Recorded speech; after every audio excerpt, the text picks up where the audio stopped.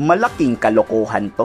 Inanunsyo nga ng China, bawal daw magkaroon ng nuclear weapons ang ASEAN countries. At kasama tayo dyan sa ASEAN na tinutukoy ng China, ang Pilipinas.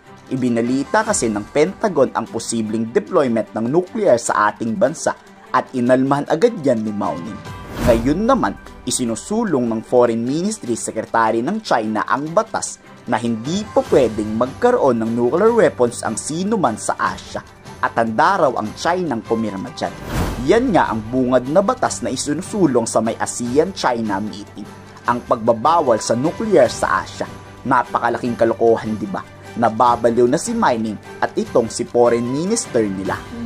全面战略伙伴和友好近邻，我们始终坚定支持建立东南亚无核武器区，多次明确表示愿意率先签署条约议定书。今天上午举行的中国东盟外长会上，王毅外长再次明确表明了这一立场。那么关于议定书的签署问题，我们也正同东盟国家保持着沟通。 Nagpantig nga ang tenga ng South Korean representative tungkol dyan at pumalag ang South Korea. Nagpapatawa raw sila sa batas na gusto nilang isulong. Samantalang sila libo-libo ang nuclear weapons ng China. Dito hindi pumapayag ang buong Asia sa gustong mangyari ng China. Ano, gusto nila sila lang ang malakas? Sila lang ang may nuclear weapons? Nahihibang na daw sila. Hindi lang yan ang tinira ng South Korean representative. Pinuna rin nito ang tila pagmamalilis ng China na lahat daw ng ginagawa ng China ay for peace and stability. Ibang-iba raw ang pananalita ng China sa totoong nangyayari sa pambubuli nila. Dito hindi nakapalag si Wang Yi. Tahimik lang at walang maisagot ng direkta sa tanong ng South Korea. You say that China does everything correct for security and defense in this region, but many in this country, in this region, think that what you do is exactly the opposite.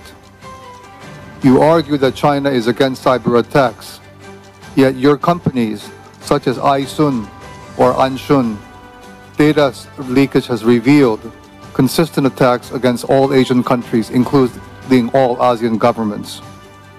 You argue that you are against nuclear proliferation and you want a nuclear-free Asia, yet your country continues to support Kim Jong-un's nuclear state. And you also work very closely with Russia. Finally, you argue that you are for the freedom of navigation, and yet you are threatening ASEAN states, including the Philippines, every single day.